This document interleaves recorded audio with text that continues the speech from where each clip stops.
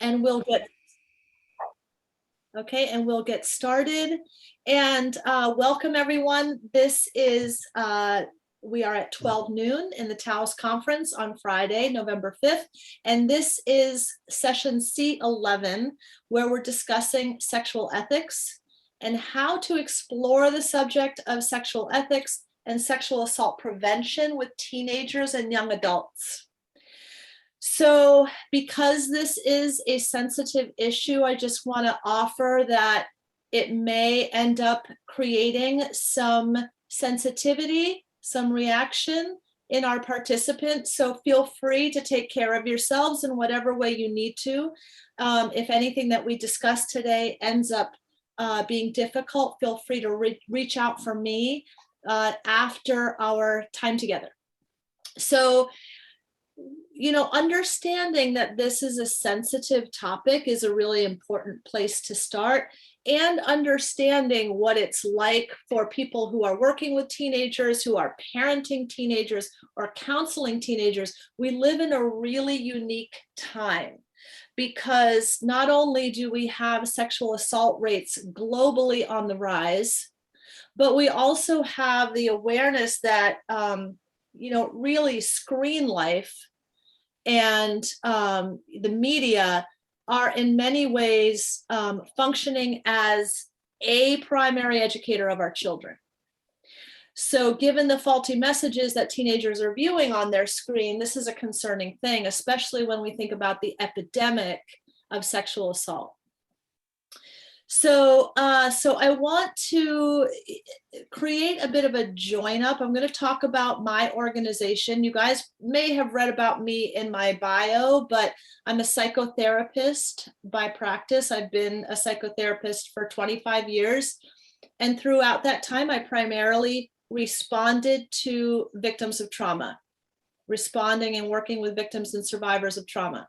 In 2017, my daughter, who was then, in 2019, my daughter was 17, and she was sexually assaulted while volunteering at a church soup kitchen. And it really shifted the tide for me. And that's when I realized that, you know, I had been focusing on response throughout my career, and it was really time to begin looking at prevention. So what I want to do to get us on the same page, because we're going to come into discussion, and I recognize as an educator among educators that we're all experts. You guys have wisdom to bring to this conversation that can benefit me, that can benefit the teenagers that I work with, and that can help all of us. So we'll have a couple of discussion opportunities in our time together, and I just welcome you all to share, because we're all experts and learners in this journey.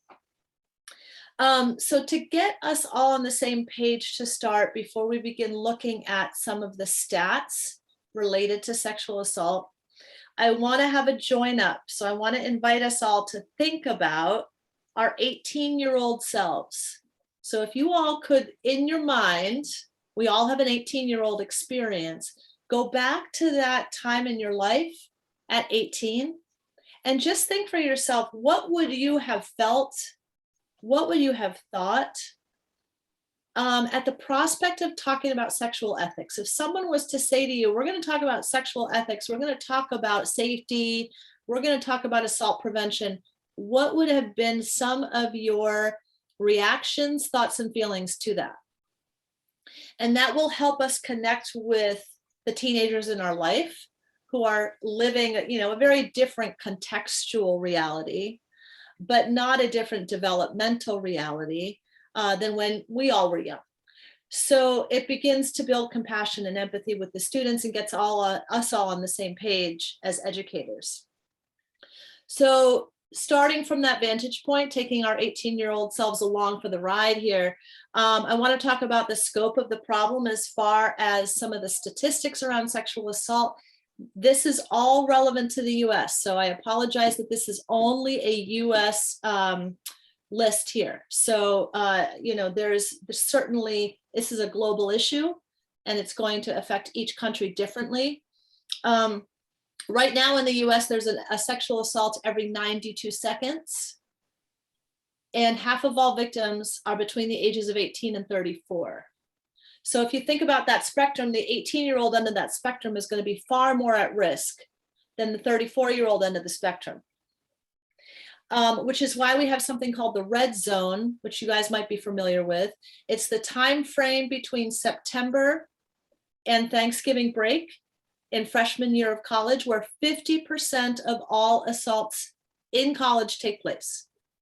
In September to November of freshman year, which is astounding. And again, this is US stat. So really concerning. And, you know, it begins to push the needle on when we need to begin sexual safety education, which I would argue middle school, or when students get their first iPhone, because that's when they begin to have to navigate the messages in the media, a lot of hypersexualization, a lot of violence against women, and being able to have conversations at home and in the classroom around what it means to separate oneself out from that is really important for young people. And it rarely happens.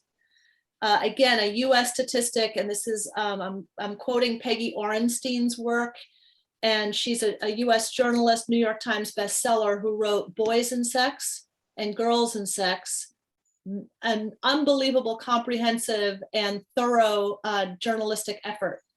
And she found that 60% of boys interviewed, and this is just an example, 60% had never had a conversation at home about sexual ethics, had never had a conversation at home about not catcalling girls, for example.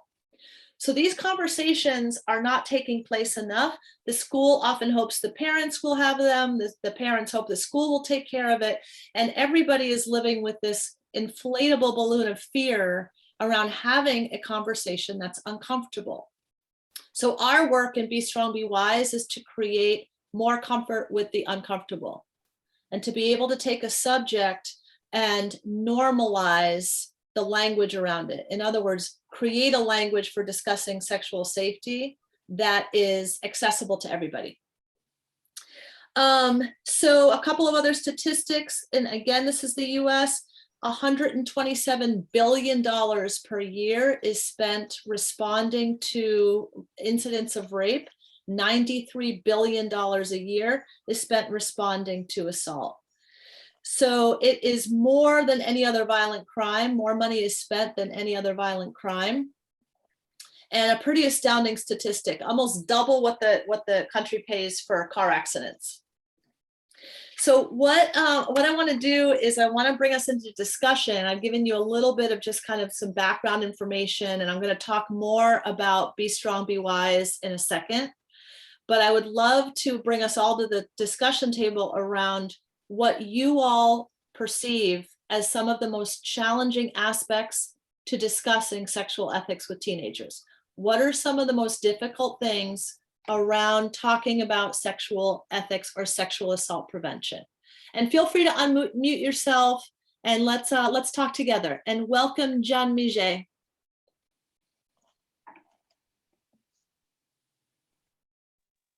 Oh, sorry, I am suffering from throat infection, so I can't speak. Oh, don't, So that's fine. I'm really very. Welcome to the group anyway, and thank you for letting us know. Niraja, I can't hear you. Neerja ma'am, unmute कर लीजिए. Yes, please. Hello. Hello. Did you want to share? I want to ask how to prevent this situation. Basically, I want to ask about sexual ethics and global. Yeah. Thank frame, you. In a global frame. Yes, in a global frame. Prevent. Yeah. So I want to definitely get to that. I have a lot of feedback to be able to provide. So thank you, Niraja. And we need to talk about this globally. You're absolutely right. So I promise. I'm just talking about what some of the difficulties are with discussing sexual ethics with teens. And Shanti, do you have a thought? Well, I know, and you'd like to hear from Antonella also.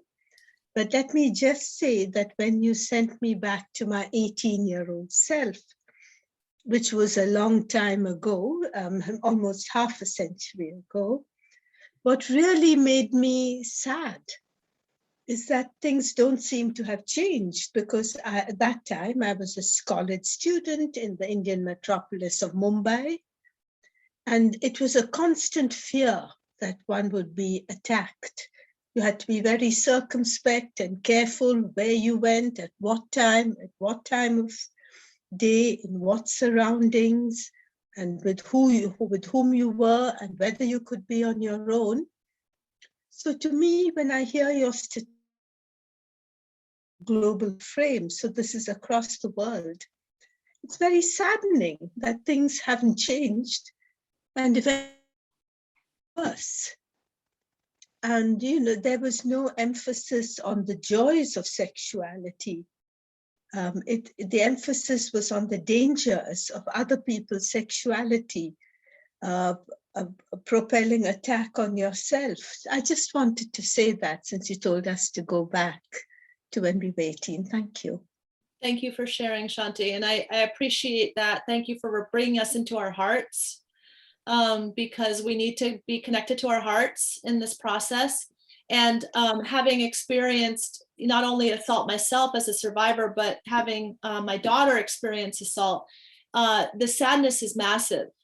And so, I look at this opportunity as hopeful, because we have to do something about it. And, a small voice is still a voice. And so the reason why we're all here together is to be able to share some ideas about how to begin to affect change. And you're right, we need to not shun the sex experience, because teenagers are going to want to have sex. So we need to meet them where they're at within their lived reality. And that's a global phenomena as well. Antonella, did you want to add something? If I could just quickly add to my earlier question, having heard you before, Antonella, I'm thinking about what you are telling us, that you yourself are a survivor, and that you went into more or less conventional psychotherapy until a few years ago, when your daughter, in a sense, had a similar experience to yours. And then you had to redefine your work. I would very much like to hear more about that, how conventional psychotherapy doesn't allow people to start from their own experience and addressing that. But one generation on, it takes another terrible repetition for a competent professional like you to reorient and to demand that your profession step up to face this. But I won't preempt Antonella's questions. Well, let me just say in response, I've never thought of myself as a conventional psychotherapist. So every psychotherapist practices their own way, because we're independently licensed. So I'm also a Kundalini yoga instructor. I'm a meditation practitioner. So I bring a lot of yogic principles and meditation principles into my teaching and my practice. But to your point, you're absolutely right. Conventional education models, psychotherapy models need to be changed. I completely agree. Antonella. Well, where did you start? I think, as Shanti said, nothing really changed, I'm afraid. Well, something changed in awareness, not that much, not enough, since I was 18. And in Italy, I'm joining from Italy. So talking about the Italian situation, the thing is simply that in schools, we don't have sexual education. So think about sexual ethics. I mean, we have the church here, with there's no sexual education, and everything related to sexuality in terms of assaults, harassment. Willingness from no-profit companies to join school seminars about sexual education is looked at. Oh my God, no, it's not moral. Parents must take care of that. It's their fault. It's their business to decide what they want to talk about with their kids, as if kids will not discover anyway. So awareness is the key, even if I think back on my 18 years old teenagerhood, because I mean, if we would be trained into not just sexual education, but sexual ethics, and what is appropriate or not appropriate, but as you also said, saving the good from about sex, because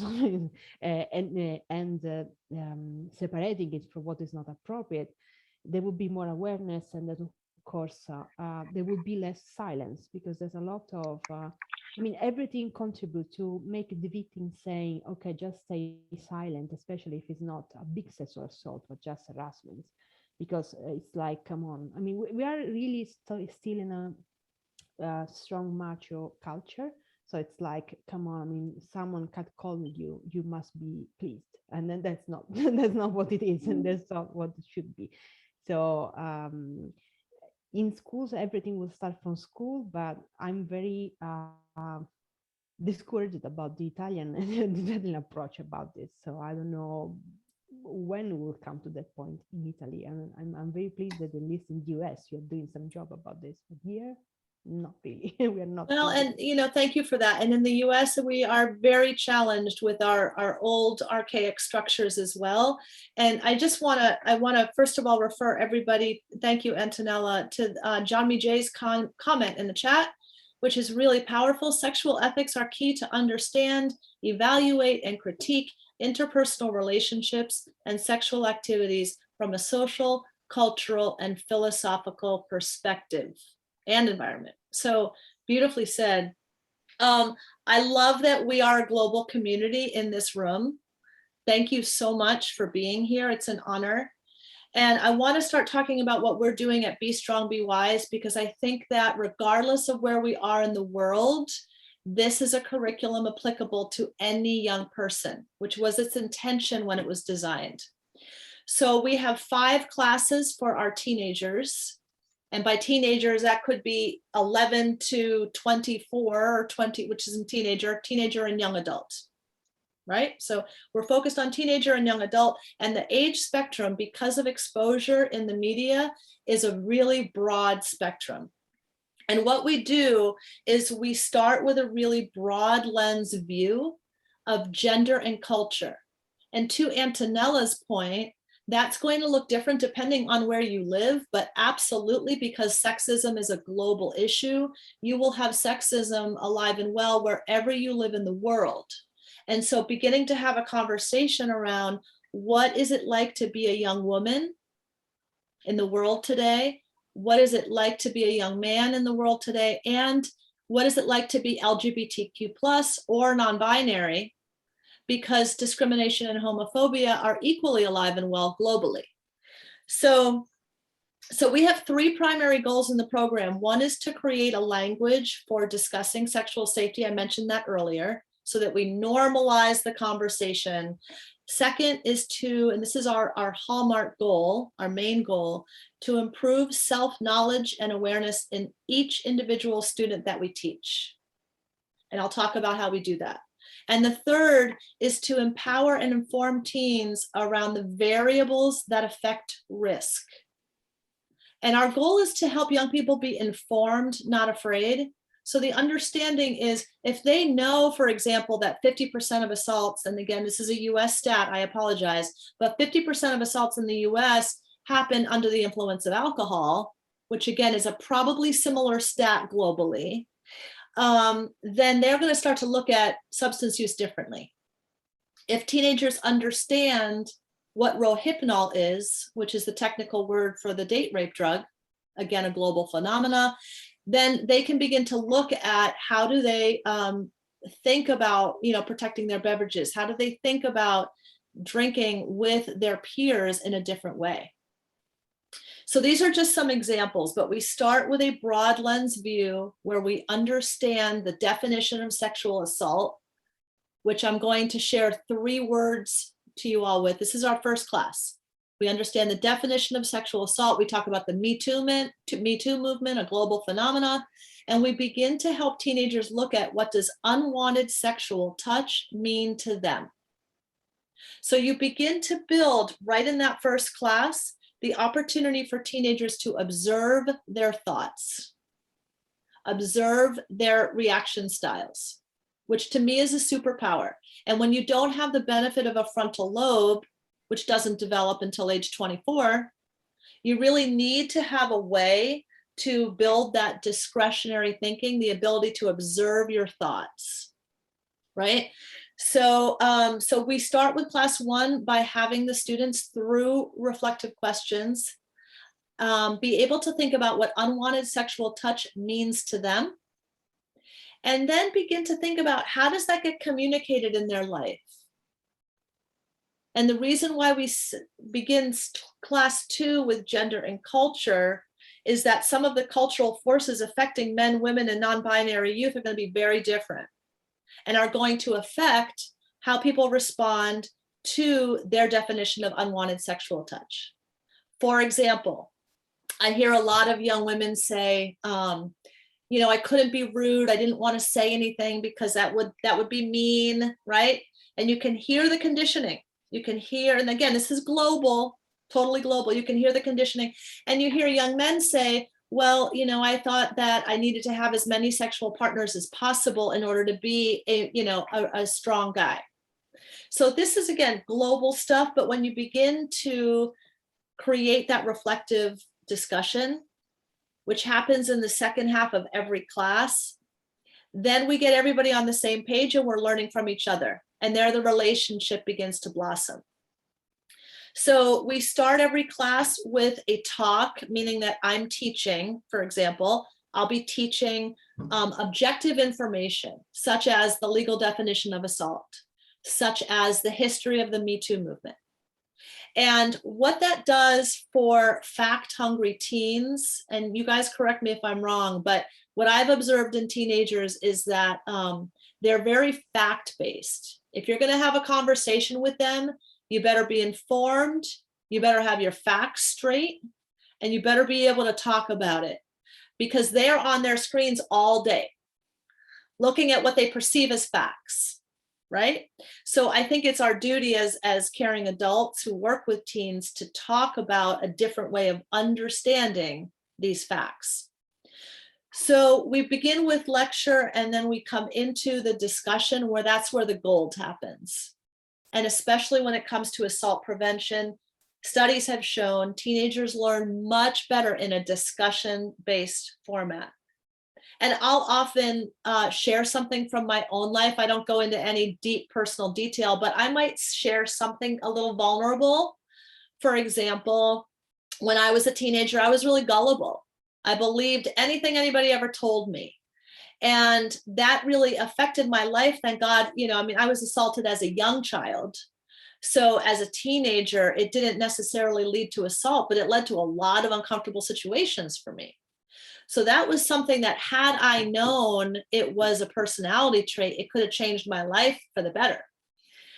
So just being able to create that mutuality where, when the time is right, there's a little personal sharing, if you know you feel so moved. But beginning to look at the questions that help teenagers look at their thoughts. And I want to give some questions to you guys as an example. So again, this is based on Peggy Orenstein's work. She found that young men who observe a girl holding a drink will automatically think in their minds that that girl is available for sex. And this isn't necessarily fully conscious. Again, it's cultural conditioning, it's misogyny, it's all kinds of things. But when you begin to shed light on that, and you actually ask a young man, for example, when you see a young woman holding a drink, do you feel as though she may be more open to flirting with you, more open to hooking up with you? You know, what are your thoughts on that? And even if they don't tell you the truth, which sometimes they may not, they're going to think about that differently, right? So another thought could be, and this is to a young person of any gender, because I've heard young men say, gosh, you know, that older woman came over to me and she was flirting with me and she was making me feel so uncomfortable, but I just didn't want to be rude, so I didn't say anything, right? So to any young person of any gender, do you tend to keep quiet if someone makes a sexual comment to you, right? And again, regardless of what they say, they're going to start to think about that differently. Another thought could be, do you have a pattern, or do you know anybody in your life who has a pattern of staying too long in a toxic relationship because you think that if you're patient, your partner will change? And it's amazing when you bring truthful, thoughtful questions into the room, how eager young people are. Again, this is my experience in teaching for the past couple of years, so open to talking about it because they're not talking about it anywhere else. You know, they're seeing all of this information on their screens. They know not all of it's true, but there isn't a place to actually process it. So when you start asking the questions, even though they are personal questions, they're going to begin to think about it differently. And they're actually fairly eager to have a place to discuss it. So I want to just, again, bring us into discussion. I hope that this is helpful. We're going through the course together. So we started in class 1 looking at the definition of sexual assault, the scope, and the Me Too movement, and then unwanted personal sexual touch for each kid. Class 2, we talk about gender and culture. And this is the class that the teenagers talk most actively in. They really want a place to talk about. Our young women are like, I hear sexual comments. I don't know if this is true in Italy, Antonella, but students will say, I hear derogatory sexual comments all day long at school, So this is like their new normal, and it's not getting better. To your point, Shanti, unfortunately, I think it's getting worse. So I want to bring us into discussion again. Thank you, Jeanmichel. I just want to refer everybody to his comments. Yes, cultural issues too. So true. So true. And, we have to think about racism when we think about these things. People of color are more at risk, of course, globally, right? So discrimination, racism, there's all kinds of misperceptions that take place within that. And so as educators, as people working with teens, we need to be really honest about how the intersection of racism and sexual violence affects our youth. So let's just come into a discussion. What are some of, in your minds, because we're all experts here, in your minds, what are some of the misdirected thoughts that you've observed in the teenagers you work with? Like anything at all, some kind of misunderstandings that you see them having around sex and relationships.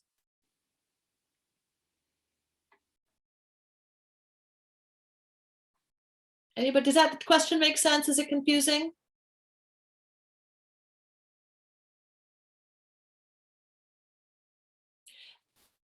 Antonella, you look like you're confused. A little bit. I'll say it differently. What are the ways that you see teenagers in your country being confused about sexual ethics? How are they confused? Well, I think, as I said at the very beginning, I'm not a teacher. I'm an independent consultant. So I see teenagers, but I don't speak about this to teenagers because I advise them to study abroad. So something different. But sometimes it comes to me that I wish and I must prepare them for something related to sexual ethics before they travel abroad. Because so that's is a part of our interviews that is related to this. So that's why I joined the webinar. But anyway, I suppose in Italy, teenagers have the same misunderstanding that their parents had. Which are, our country is mostly white still, and so I would say interracial is not interracial bias is not still too much present. So I will be referring to what I see, but I think they are misunderstood in terms of classical things like male teenagers should have as much sex as possible, or they should be acting strongly toward girls, and they may not they may not wish to look like they are gay, or that kind of thing. They are still there. 20, 30, 50 years, they are still there because their parents are still thinking the same way. So they are the same bias and the same misunderstandings, I will call them, about relationships, about sex, that we as adults have. That's the first thing I can think about your question. Thank you. So yes, I don't know if I got the point, but yes, no, that's beautiful. And I think that's so true, that they are borrowing from their parents and what they've observed. Yeah, I agree. Shanti, were you going to say something?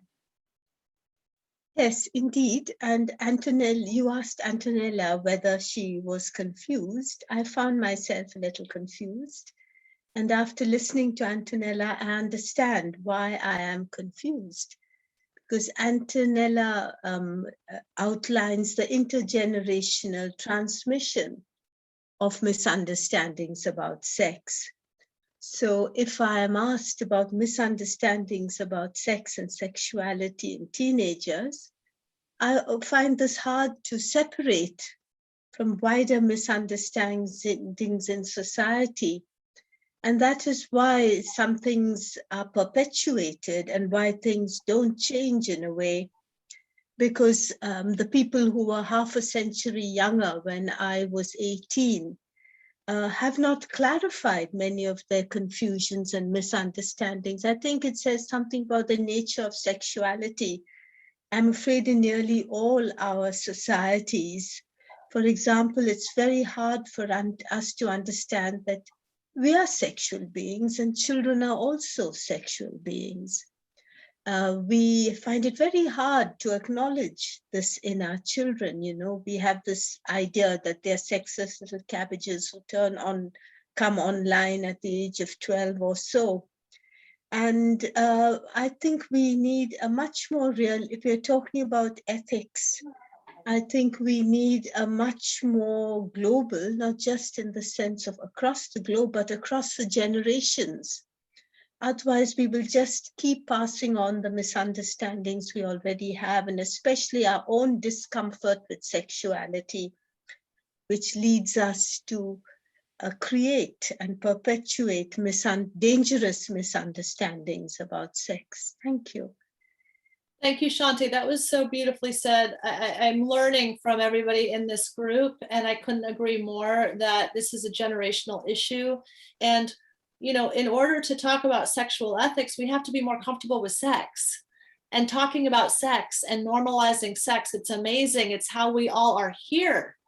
And yet we bury it, and we have a lot of secrecy and shame and just, not acknowledging it enough. Neeraja, did you want to share? Yeah. There is not a standard knowledge center for sexuality, learning for sex. That's why students, or maybe called community persons, do not understand particular terms, and they are in experimental stage by self-learning mode. That is a major issue, and a child is innocent in nature.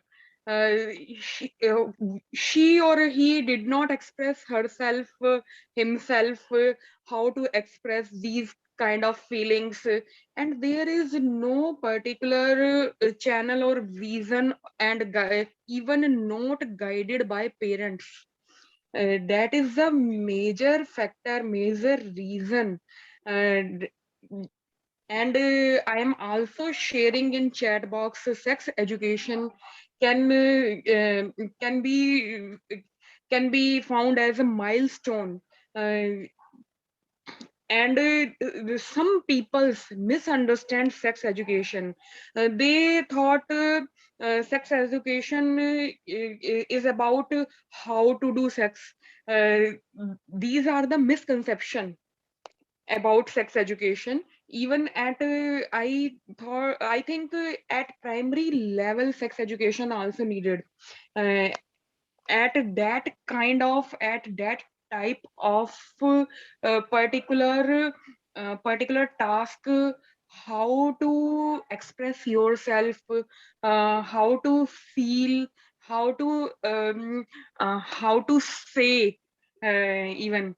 So that is the particular thing. We talk about our children freely, openly, and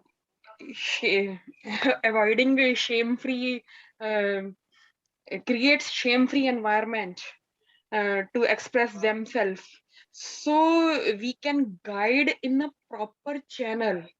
That is the major aspect, I think.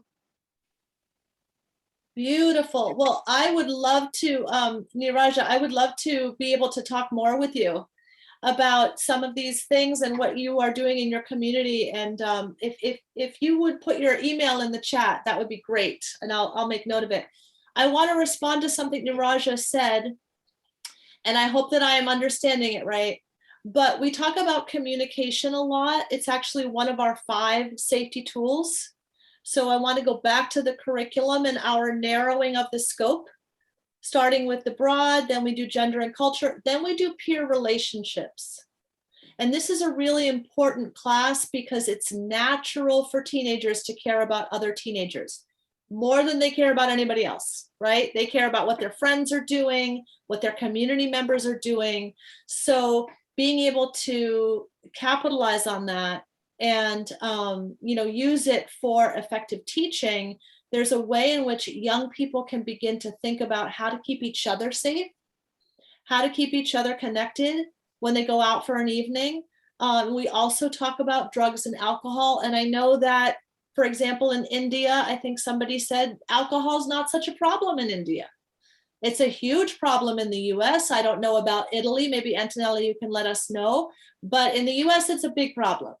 And so we have to, depending on our culture and depending on where we are, look at the variables that affect risk and begin to talk very plainly about that to the teenagers that we work with.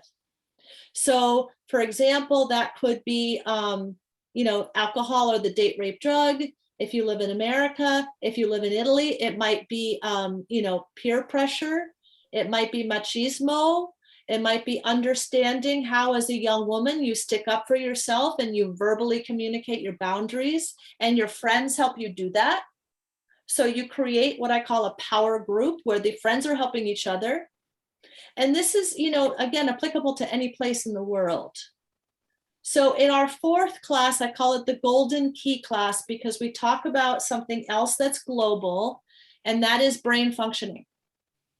No matter where you live in the world, at age 18, you do not have executive functioning yet, but you do have your limbic brain, meaning you have your defensive brain, your fight, flight, or freeze, right? Your autonomic nervous system, your defense brain. Some people call it the lizard brain. And so when you begin to talk to teenagers about how their lizard brain works, it's again like giving them a superpower. Because you're going to have teenagers that if somebody crosses a boundary, they're going to fight back. You're going to have teenagers who will want to run out of the room. And then you'll have teenagers that will just sit there like a deer in the headlight and freeze. And the freeze phenomena, and I would bet all my money this is a global issue. I think it's up there with alcohol in the US, but is one of our primary variables that affect risk is the freeze factor. Meaning you just can't defend yourself, you don't speak. And Dr. Ruth Campbell, who's a researcher, has described it as tonic immobility. It's the body's defense system, meaning that in order to prevent death, the body will freeze. The victim in the moment has no control over the freeze. So talking about whether teenagers are prone to freezing is really important because they can begin to practice. When they get afraid, what do they do? And to your point, Neeraja, as far as communication, creating a script, meaning what would be comfortable for you if somebody at your school, for example, a high school in Italy, if a boy at your school gave you a sexual slur, what would you say back? And like anything goes. If they want to swear, they can swear. Anything goes. What would you say back? And ask your students to practice it. Because these are things that are not natural to teenagers. If you think of your 18-year-old self, when I think of my 18-year-old self, I wouldn't have known what to say. Nobody talked to me about that.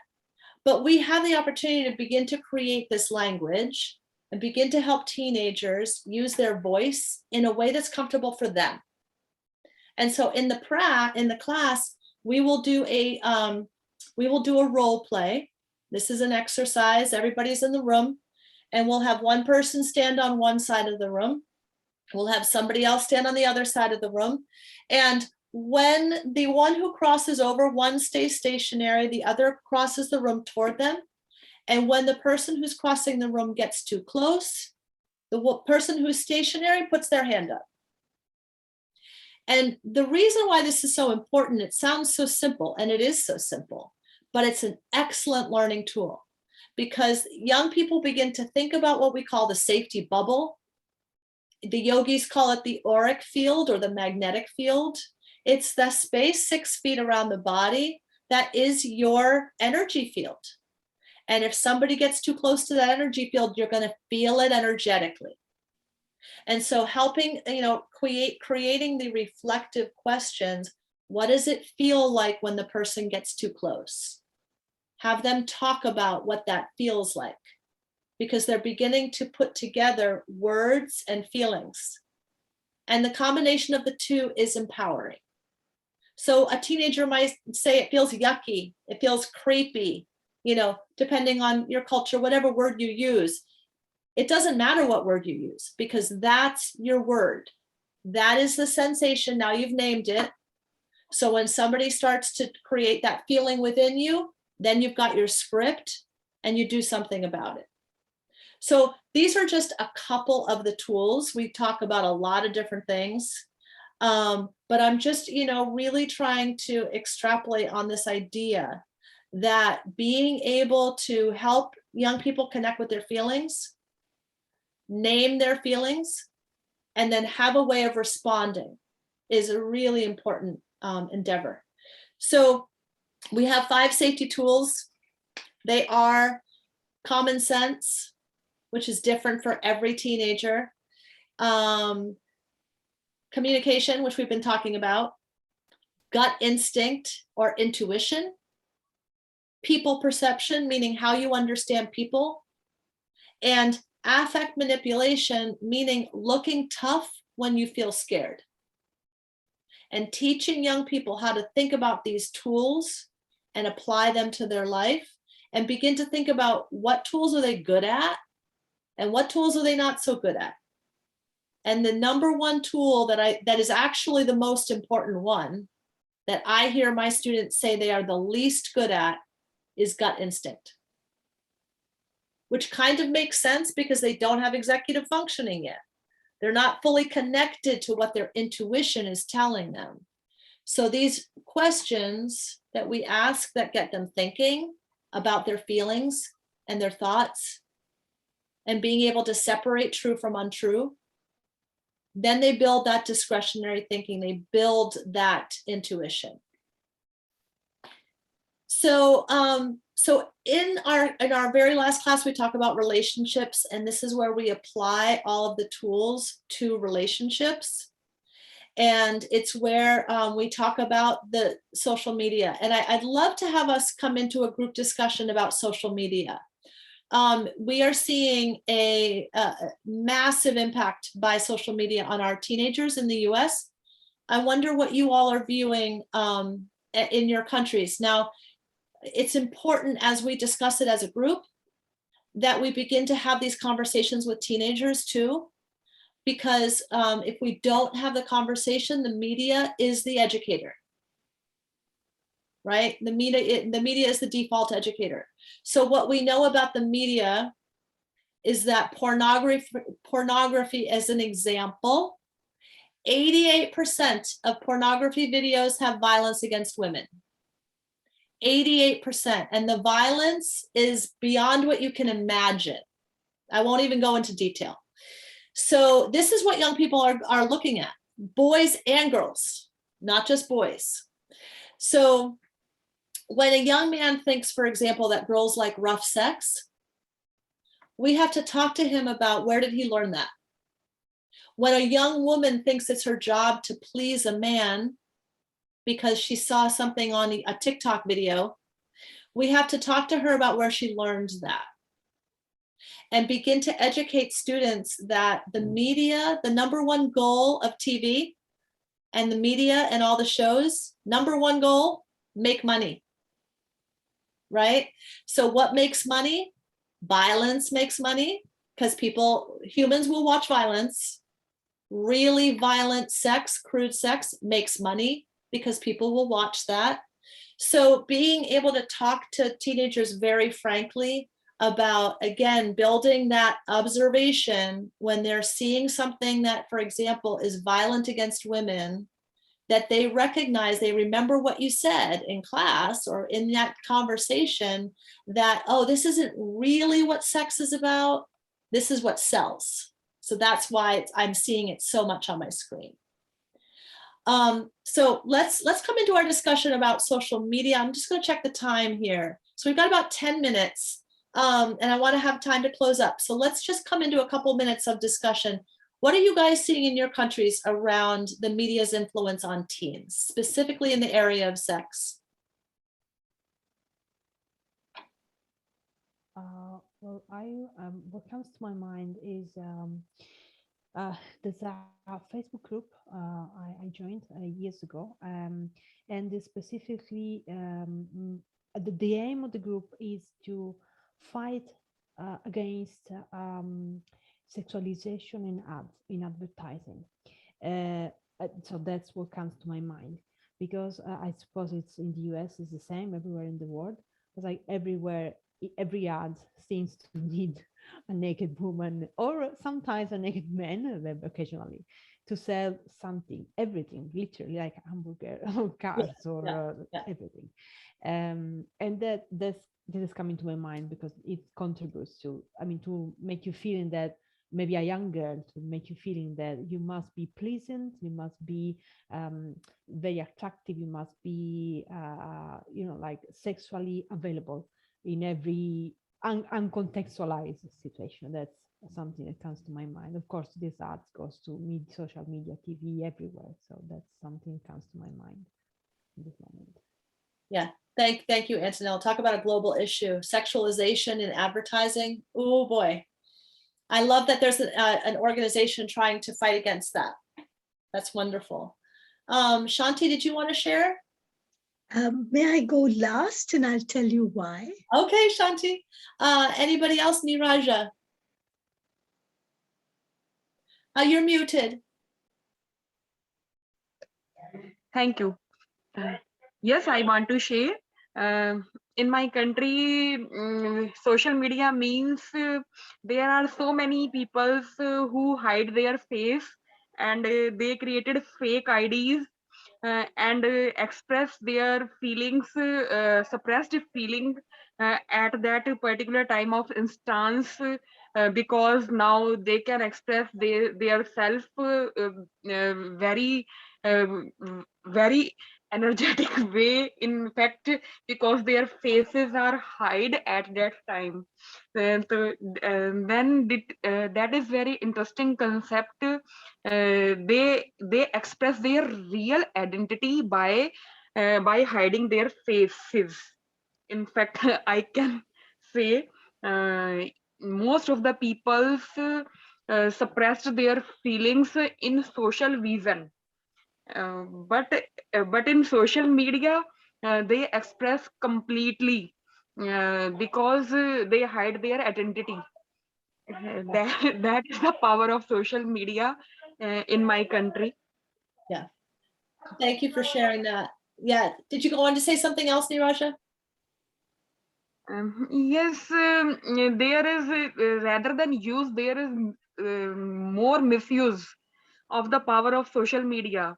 And in my country, advertisements related to attraction towards women. Even if you purchase this kind of perfume, you can win the heart of specific girl. That kind of advertisement, there lot of advertisement to impress girl, how how to hijack girl. That is the major part of in our advertisement. Even you purchase special kind of shoe, you wear special kind of cloth, and that kind of things. There are a lot of full of advertisements. Thank you for sharing that. And Jeanmichel, I just want to say, I know that you can't talk, but feel free to add your opinion in the chat if you'd like, so we can all see.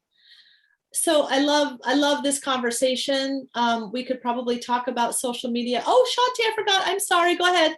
No. I just want to use my 2 minutes, not so much for social or less for social media, but Antonella and Neeraja moved very quickly to the context, the sexualization of advertising and its cruel power.